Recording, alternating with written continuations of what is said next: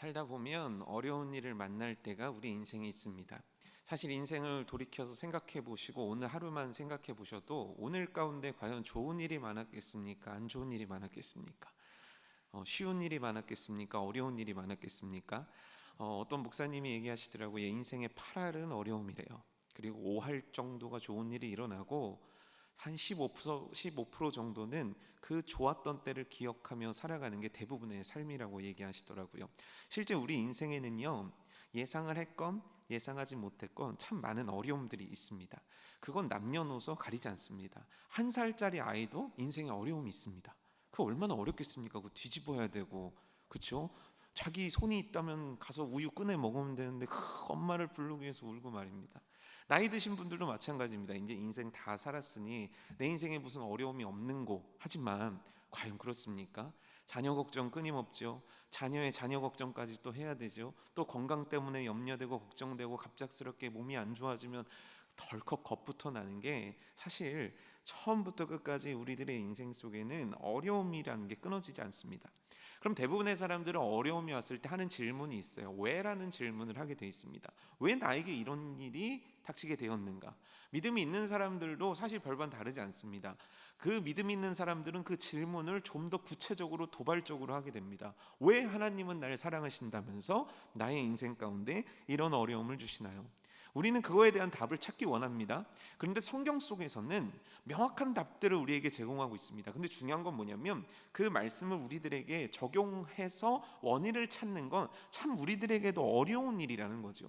이게 하나님의 계획 때문인지, 이게 하나님의 뜻 때문인지, 이게 하나님께서 나를 연단하시는 과정인지, 아니면 이걸 통해서 하나님께서 나를 치시는 건지 잘 모르겠는 경우들이 참 많아서 우리는 거기에 대해서 명확한 답을 구하고 찾는 건 쉽지 않습니다. 하지만 우리 누구나가 분명하고 확실하게 알 수 있는 대답을 하나님은 우리들에게 남겨주셨습니다. 어려움이 있니? 힘든 일이 있니? 갑작스러운 어려움 때문에 정말 어찌 할 바를 모르겠니? 그렇다면 우리 모두에게 그 이유와 그 원인과 그것이 어떻게 방향이 흘러가는지는 모르겠지만 모두에게 주신 공통된 답은 하나님을 찾으라는 겁니다. 하나님 앞으로 오라는 겁니다. 어려움을 가지고 네 삶으로 들어가고 너의 방법을 찾고 네가 원하는 대로 찾아서 들어가서 네가 해결하라라고 성경 어디에도 나와 있지 않습니다. 어려움이 있니? 힘든 일이 있니? 그렇다면 내 앞으로 와서 나를 의뢰하라는 것이 공통된 하나님의 말씀이고 어려움 가운데 처해서 쓸 수 있는 모두가 똑같이 써야만 하는 답이 바로 하나님을 의뢰하는 겁니다. 하나님을 의뢰한다는 게 뭡니까? 하나님을 의지하여 그에게 물어보라는 거예요. 하나님을 의지하여 그에게 답을 구하라는 거예요. 여러분 어려움 가운데 그리하고 있습니까? 그러면 이 하나님을 의뢰함이 우리들에게 얼마나 중요한지 알고 있습니까? 야고보 사도가 야고보서 1장 2절에 이렇게 얘기를 해요. 여러 가지 시험을 당하고는 온전히 기쁘게 여기라. 여러 가지 종류의 시험이 너한테 오면 기뻐하라는 거예요. 왜 그러는 겁니까?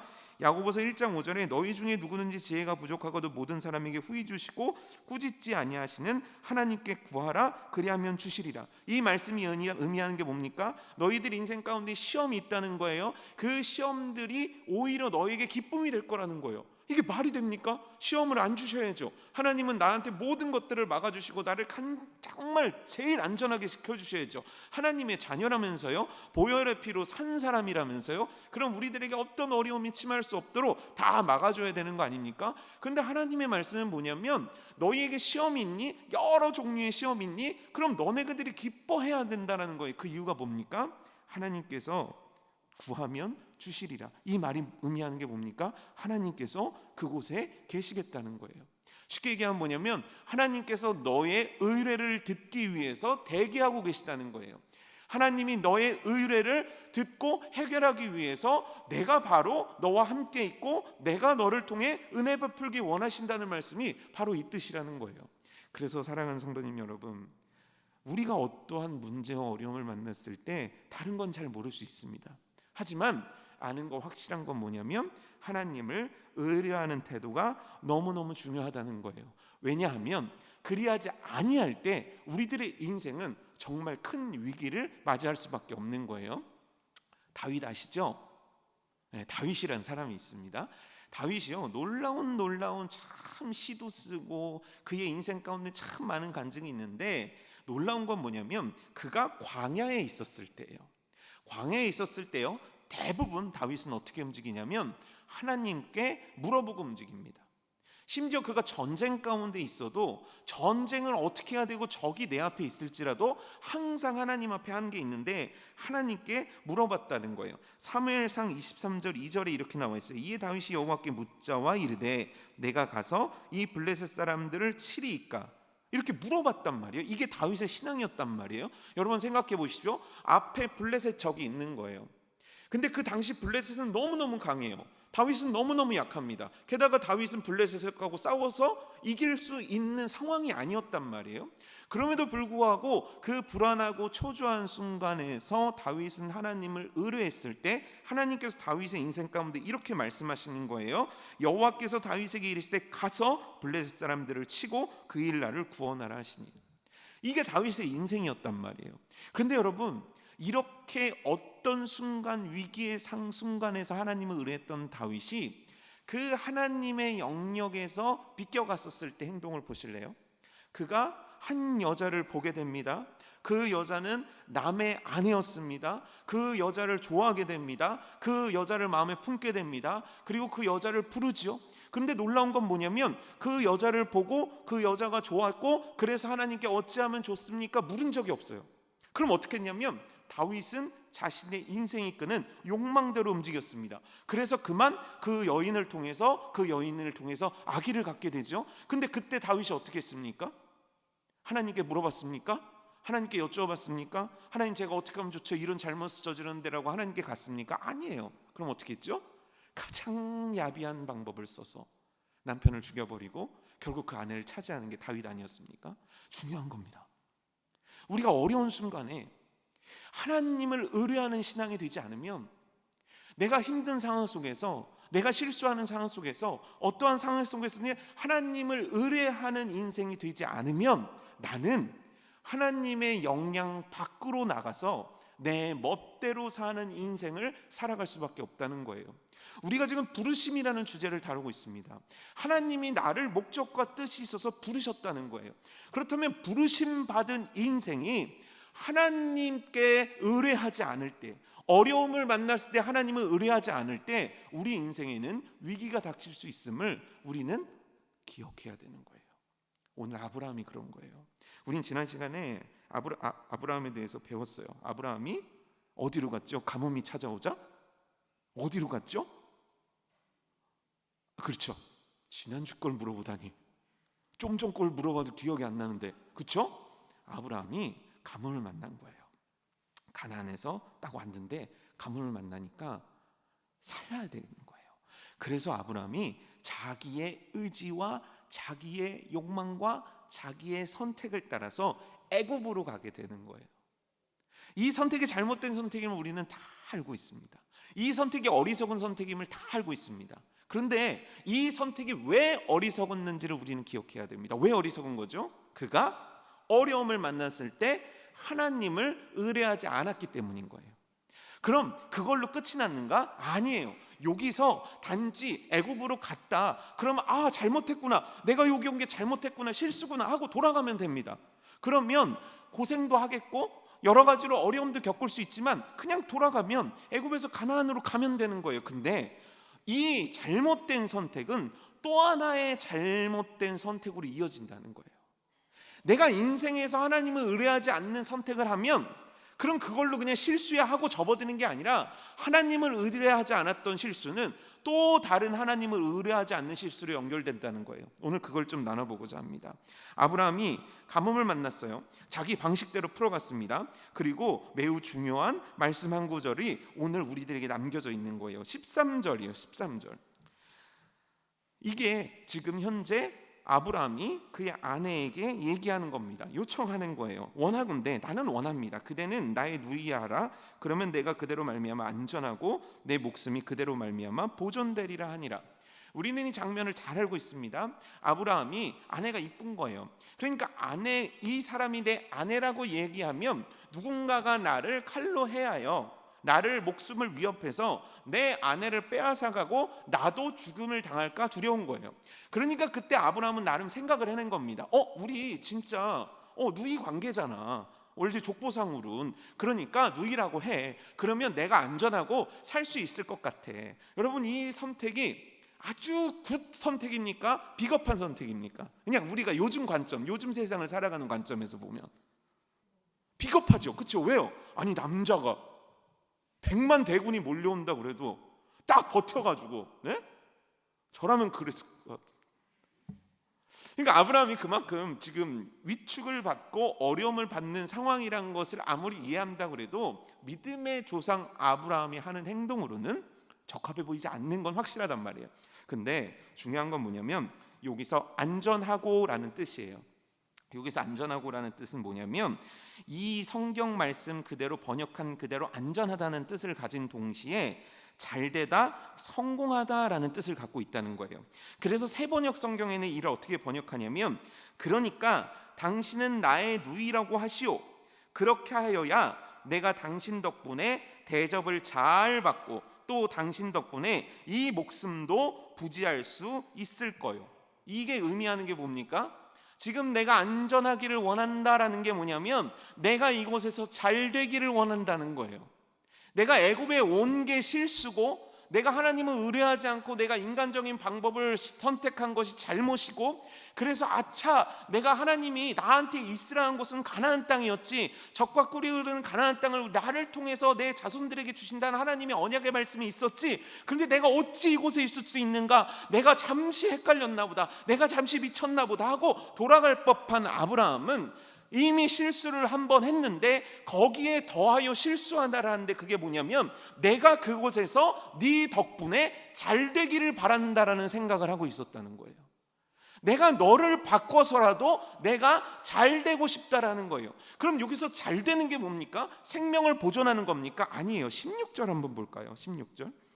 이에 바로가 그로 말미암아, 여기서 그로 말미암아란 얘기는 뭐냐면 사라로 말미암아 아브라함을 후대함으로 아브라함이 양과 소와 노비와 암수나기와 낙타를 얻었더라. 그냥 이 문장이 이렇게 끝나도 됩니다. 이에 바로가 그로 말미암아 아브라함을 후대함으로 아브라함이 금은보화를 얻었다, 많은 걸 얻었다, 이렇게 쓰면 되는데 매우 구체적으로 아브라함이 무엇을 받았는지를 조목조목 이야기하고 있다는 거예요. 이게 뭘 의미하는 겁니까? 아내를 누이라 한 대가로 이런 것들을 받았어. 성경은 뭔가를 강조하고 있는 거예요. 뭘 강조하고 있는 겁니까? 아브라함이 원했던 것, 아브라함이 갖고 싶었던 것, 아브라함이 성공하고 잘 되고자 하는 마음을 품은 기준들, 그가 정말 소유해서 잘 되는 것이 무엇인지 목록을 정리해 놓은 거라는 거예요. 여러분, 크리스천이 잘 되는 게 뭡니까? 하나님께 부르심 받은 자가 잘 되는 게 뭡니까? 그 부르심의 목적대로 살아드리는 거 아닙니까? 하나님께서 목사로 부르셨으면 목사로 하나님 사명을 잘 감당하는 것, 하나님께서 나를 임직으로 세우셨으면 그 임직의 직분에 맞게 잘 살아가는 것, 이게 당연히 직분자, 사명자, 하나님께서 부르셔서 이 땅 가운데 세우신 자가 살아야 될 인생 아닙니까? 그런데 여러분, 제가 어느 날 하나님의 부르심의 목적과는 상관없이 돈에 너무 열중하기 시작하는 거예요. 그래서 제가 이 땅에 있는 양, 낙타, 노비, 막 나귀 이런 것들을 원하며 살아간다면 여러분들은 저를 목사로 보겠습니까? 먹사로 보겠습니까? 감사합니다. 웃어주셔서. 도대체 웃음도 없으시고 반응도 없으시고 그렇잖아요. 아브라함은 잘 생각해야 돼요. 하나님이 말씀하셔서 세우신 사람이에요. 그런데 그가 하나님을 의뢰하지 않는 한 발의 선택을 하자. 그 다음 또 한 발이 열렸는데 하나님의 부르심의 목적이 아니라 그가 얻고자 하는 것들, 그의 욕심들, 그가 채우고 싶은 것들이 그의 중심부를 차지했고 그는 그것들을 받고 아무런 대꾸도 아무런 반응도 보이지 않은 채 그 재물을 그저 받아서 애굽에 머물러 있었다는 거예요. 가야죠. 사정이 이차저차해서 제가 그런 실수를 저질렀으니까 저는 애굽에서 벗어나겠습니다. 그런데 벗어날 수가 없네요. 이미 일은 저질러졌죠. 돌아가면은 가뭄과 어려움들이 깔려 있죠. 그러니 그가 선택할 수 있는 최고의 선택이라고 믿은 게 바로 갈대아 우르에서 버린 바로 그거였다는 거예요. 그는 갈대아 우르에서 부자였잖아요. 어마어마하게 잘 살았잖아요. 그런데 광야 가운데 나온 그는 초라하잖아요. 그런데 그가 정말 과거에 버렸다고 생각했던 걸 다시 주섬주섬 담는 거예요. 그런데 중요한 건 사라가 누굽니까? 여러분, 사라가 누굽니까? 하나님께서 아브라함에게 언약의 말씀을 주셨어요. 하늘의 별과 같은 자손들을 약속하셨고 모래알 같은 자손을 약속하셨고 민족을 약속하셨을 때 아브라함이 누구를 통해 자손을 낳는다고 하나님이 분명히 명시하셨습니까? 그의 아내 사라예요. 그러니 무슨 수를 써서라도 사라를 지켜야 되는 게 아브라함이 해야 할 일이에요. 그게 하나님의 부르심을 받은 자가 선택하고 살아야 될 삶의 모습이에요.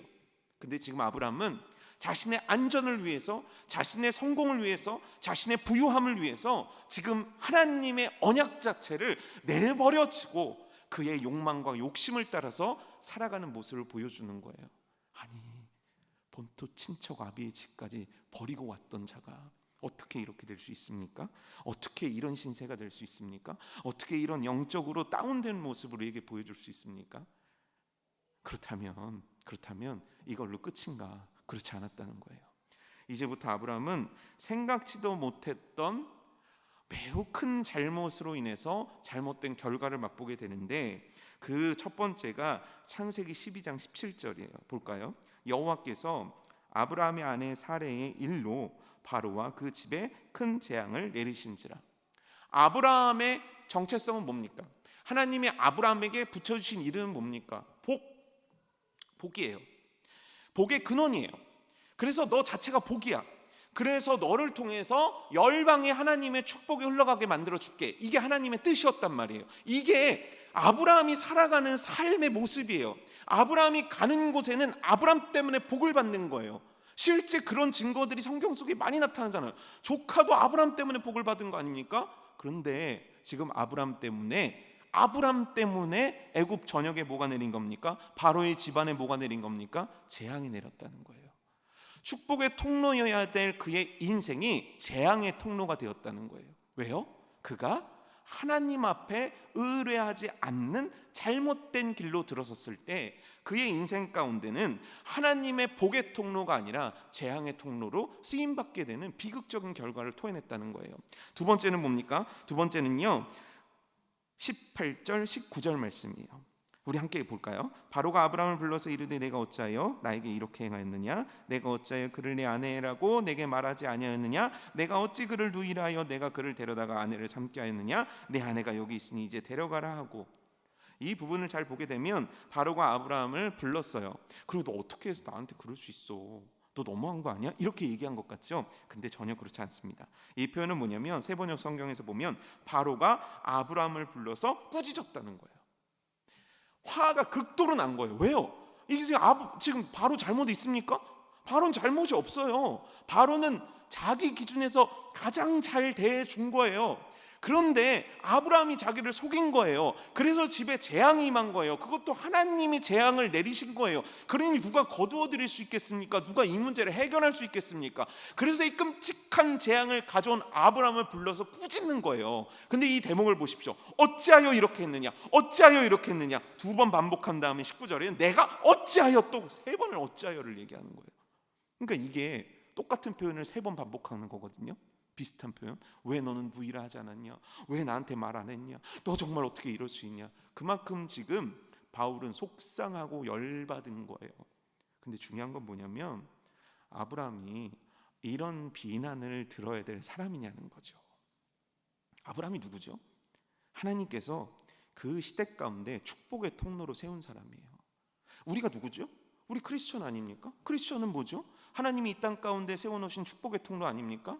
그런데 만약 우리가 이런 말을 듣는다면 어떡할까요? 저 집사, 저게 무슨 집사라고?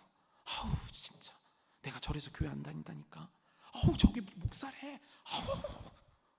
여러분, 만약에 그런다면 이게 우리 인생에 하나님께 영광 올려드리는 인생입니까? 듣지 말아야 될 소리 아닙니까?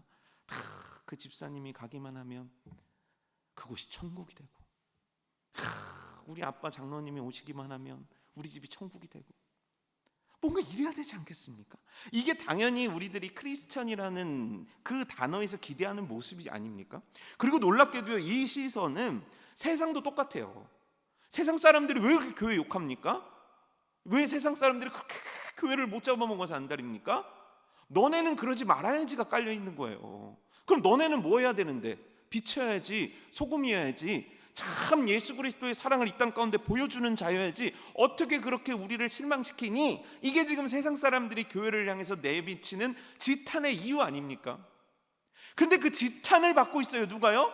아브라함이요. 너 때문에 우리가 저주를 받아. 너 때문에 안 되는 거야. 어떻게 너 때문에 그러는 거야? 하나님을 믿는 너 때문이야.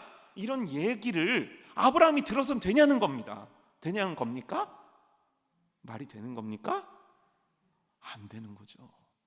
아브라함은 모욕적인 얘기를 듣는 거예요. 아브라함은 치욕적인 말을 듣는 거예요. 아브라함은 이런 얘기를 들어서는 안 돼요. 하나님이 복이라 세우셨고 축복의 통로여야 되고, 너 때문에 우리가 이렇게 회복됐다, 너 때문에 이곳에 사랑이 넘친다, 너 때문에 이곳이 천국이 됐다, 너 때문에 이곳이 화합이 됐다, 너 때문에 이곳이 아름답게 됐다. 이게 아브라함이 들어야 될 소리였다는 거예요. 그런데 아브라함은 하나님을 의뢰하지 않으므로 어느 순간 욕망이 사로잡혀 버렸고 부르심의 자리를 이탈하게 되었고, 그로 인해서 저주의 통로가 되고 손가락질 받는 인생이 되었다는 거예요. 이게 지금 아브라함의 현실인 거예요. 그럼 이제 어떻게 합니까? 지금 이 상황 속에서 아브라함은 뭘 어떻게 하면 좋을까요? 다시 그냥 주섬주섬 돌아가면 되는 걸까요? 그럼 어떻게 하면 좋습니까? 재산도 더 받았는데 그럼 안 해달라고 좀 어떻게 요청해야 되는 겁니까? 지금 목숨의 경강을 다루는 일들 아닙니까? 지금 아브라함은 이 위기에서 어떻게 벗어날 수 있습니까? 그런데 놀라운 역사가 여기서 펼쳐지는 거예요. 아브라함 지금 너무 비참해요. 내가 원했던 그림이 아니에요. 내가 원했던 인생이 아니에요. 비록 내가 실수했지만 이렇게 될지는 몰랐어요. 그리고 자기는 정말 예상도 못했던 어려움이에요. 근데 놀라운 건 뭐냐면 바로 그때 하나님의 회복의 역사들이 시작됐다는 거예요. 아브라함이 잘못 선택했고 그가 아내를 넘기는 어리석은 선택을 했던 그 순간 하나님의 회복의 프로젝트가 진행되고 있었다는 거예요. 그게 어디 나오냐면 다시 한번 17절을 우리가 살펴봅시다. 여호와께서 아브라함의, 저 혼자 읽으니까 좀 심심한데 우리 같이 읽어볼까요? 17절 읽어볼까요? 시작.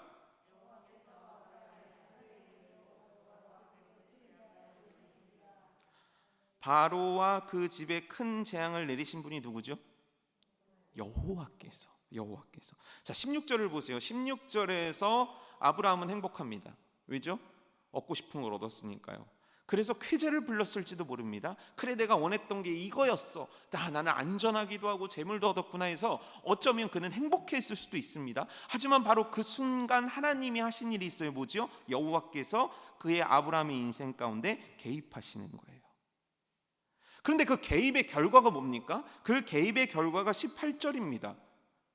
18절이에요. 17절, 18절이에요. 결국 그 개입으로 인해서 재앙이에요. 결국 그 개입으로 인해서 모욕을 받는 인생이 된 거예요. 아브라함은 산산조각난 것처럼 된 거예요. 그런데 바로 이 수치가 밀려드는 상황이 바로 하나님의 개입의 확실한 역사였다는 거예요. 이게 도대체 무슨 얘기를 하는 겁니까?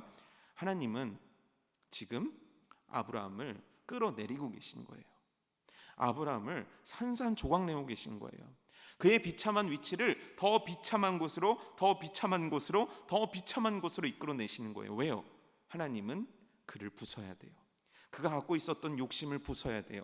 그가 갖고 있었던 부르심의 자리를 망각한 그 잘못된 생각을 부수셔야 되는 거예요. 그래서 우리 인생 가운데 때로는 하나님의 채찍이 축복인 경우가 바로 이것이에요.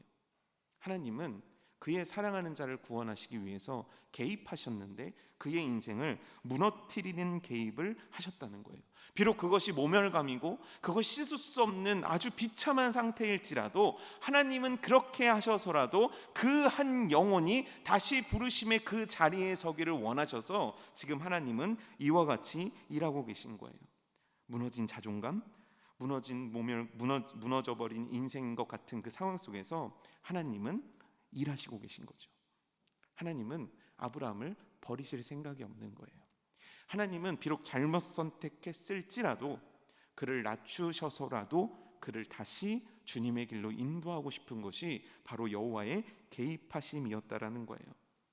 그리고 두 번째 하나님께서 그 개입을 통해 이루신 역사 하나가 있어요. 그건 뭐냐면 19절이에요. 내가 어찌 그를 누이려 하여 내가 그를 데려다가 아내를 삼게 하느냐. 내 아내가 여기 있으니 이제 데려가라. 어떤 대가를 지불하는 게 아니에요. 어떤 자신이 그 거짓말한 것에 대해 처벌받게도 안 하시는 거예요. 그를 낮추시더니 하나님은 그에게 있는 그 문제, 그 두려움의 모든 문제들을 해결하시고 그를 그 자리에서 빼내오시는 거예요. 데려가라는 거예요. 그래서 이 낮추심, 이 무너뜨림의 시간을 통해서 하나님은 그 사라를 다시금 하나님께서 허락하신 언약의 통로로 쓰시고자 하는 하나님의 계획 그대로를 이루어 가시는 거예요. 이게 바로 하나님의 개입하심의 역사였다는 거예요. 그런데 그 개입하심의 역사는 단지 아내만 빼오는 것으로 끝나지 않았어요. 그럼 뭘로 끝날까요? 13장 4절이에요. 우리 함께 읽어볼까요? 시작.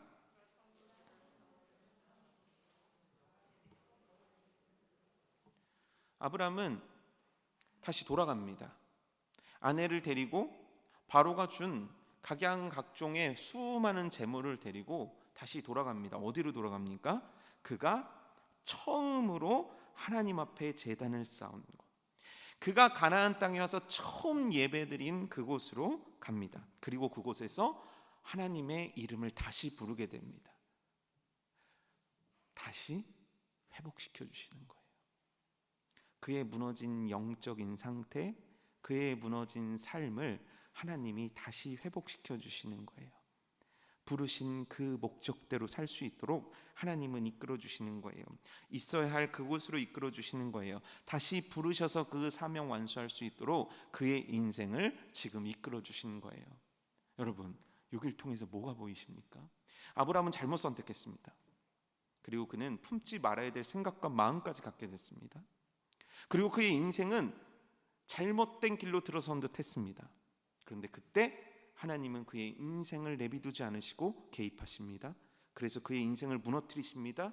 그 무너뜨리는 게 아브라함에겐 끔찍했을런지 몰라도 하나님은 그 가운데 역사하셔서 사라를 구해내시고 그를 부유하게 만들어 주시고 다시 그로 하여금 사명의 자리로 오게 하셨다는 거예요. 비가 엄청나게 많이 오지 않았습니까? 올해 비 많이 왔었죠. 그런데 비가 언제 왔나 싶게 시간이 지나가 버렸어요. 날씨가 쌀쌀해지니까요. 비가 많이 왔는데 제가 집에서 걸어오는 길에 비가 많이 온 날 뭐가 땅에서 꾸물꾸물거리면서 움직이는 겁니다. 그게 뭐였을까요? 맞아요, 지렁이에요. 지렁이. 서울에서 지렁이 구경하기가 쉽지가 않았거든요. 근데 비가 많이 오니까 이 지렁이들이 아스팔트 쪽으로 나온 거예요. 왜 나왔을까요? 왜 나왔을까요? 지렁이는 먹을 걸 찾으러요? 왜 나왔을까요? 잘못한 거예요. 길을 잘못 선택한 거예요. 비에 떠날려서 온 거예요. 그러면 이 지렁이 어떻게 하십니까? 그럼 이렇게 길에 나온 지렁이 어떻게 하십니까? 마음 착하신 분은 피해 가실 거고, 스트레스 받으신 분은 밟으실 거고, 그렇죠? 여튼 하여간 그 길에서 만약에 지렁이는 살아있다 하더라도 지렁이가 집을 찾아갈 가능성은 없잖아요. 햇볕이 비칠 거고 말라 죽겠죠. 그게 지렁이의 운명입니다. 그냥 지렁이는 있어야 될 곳에 안 있었다는 이유 하나만으로 그냥 죽어야 되는 거예요.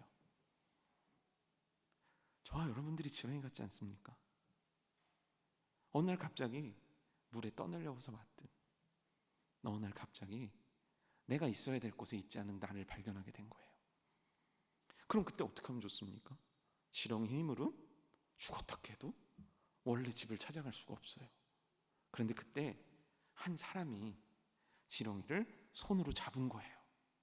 그 징그러운 지렁이를요, 지렁이 손으로 잡아보신 분 없네요. 그걸 어떻게 잡습니까? 근데 그걸 손으로 잡아서 쭉 옮겨서 흙으로 갖다 놓은 거예요. 그럼 이 지렁이는 삽니까? 죽습니까? 삽니다. 근데 한번 그거 생각해 보셨어요? 지렁이 입장에서 갑자기 손 하나가 와서 자기의 몸을 만질 때 지렁이는 어떤 생각이 들까요? 아프겠죠?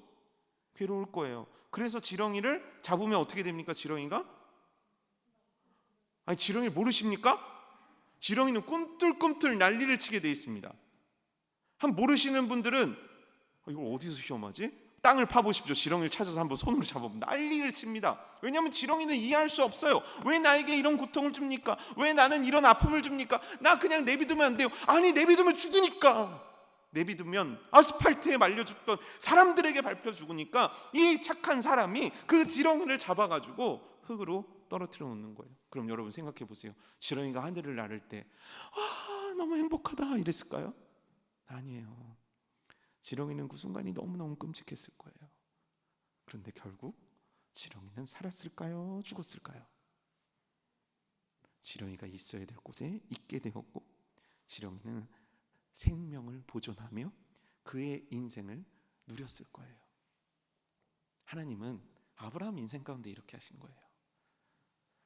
아브라함은 가뭄이란 상황 속에 떠내려간 거예요. 하나님께 물어보지 않았어요. 하나님께 구하지 않았습니다. 그는 자기 멋대로 선택했어요.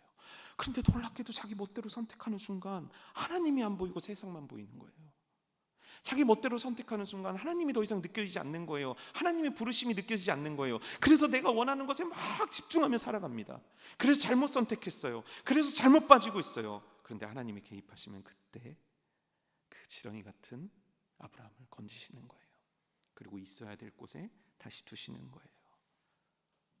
여러분, 오늘 하나님은 우리들의 인생 가운데 이와 같이 일하길 원하시는 겁니다. 그래서 우리들의 인생 가운데 어려움을 만나고 우리들의 인생에서 우리의 실수든 상황적인 떠밀림이든 어떠한 상황을 만났을 때 하나님은 하나님 앞으로 하나님의 자녀가 오기를 너무너무 원하고 계신 거예요. 이런 말씀이 있습니다. 시편 34편 4절입니다. 내가 여호와께 간구하며 내게 응답하시고 내 모든 두려움에서 나를 건지셨도다. 예레미야 33장 2절의 3절은 이렇게 얘기합니다. 이를 행하시는 여호와, 그것을 만들어 성취하는 여호와, 그의 이름을 여호와라는 이가 이같이 이르노라. 너는 내게 부르짖으라. 내가 내게 응답하겠고 내가 알지 못하는 크고 은밀한 일을 내게 보이리라. 하나님은 결국 우리들에게 크고 은밀한 일을 보여주길 원하시는 거예요. 여러분, 우리는 질문합니다. 왜 내게 이런 인생이 왔습니까? 아브라함은 외쳤을 겁니다. 왜 나를 이렇게 비참하게 만드십니까? 왜 나를 이렇게 어렵게 만드십니까? 왜 나를 진퇴양난 속에 빠지게 하셨습니까? 라고 아브라함은 그렇게 외쳤는지도 몰라요. 그런데 하나님은 그 인생에 개입하기 원하십니다. 오늘 하나님은 지렁이 같은 우리의 인생 속에 개입하기 원하십니다. 그래서 우리를 건지시기 원하시는 거예요. 다시 있어야 될 곳, 다시 부르심의 그곳, 부르심의 목적에 합한 인생을 하나님은 살게 하기 원하신다는 거예요. 그러니 여러분들이요, 오늘 어떤 어려움과 어떤 형편과 어떤 미련함 속에 어떻게 인생을 여기까지 떠밀려 올 수 있었는가 후회되고 아픔 가운데 있을지라도 오늘 우리가 해야 되는 선택은 바로 하나님 앞에 간구하는 거예요. 하나님이여 나를 건져주시옵소서. 하나님이여 내게 보여주시옵소서. 하나님이여 내게 크고 은밀한 일을 내게 알려주시사 하나님의 부르심의 목적대로 살아갈 수 있게 내 인생 가운데 일하여 주옵소서. 오늘의 믿음이 여러분들 가운데 시작되기를 주님의 이름으로 축복합니다. 어떤 어려움 가운데서든 하나님을 찾는 인생, 하나님 앞에 무릎 꿇는 인생, 하나님 앞에서 부르짖는 인생, 하나님 앞에서 통곡하는 인생 되기를 주님의 이름으로 축복합니다.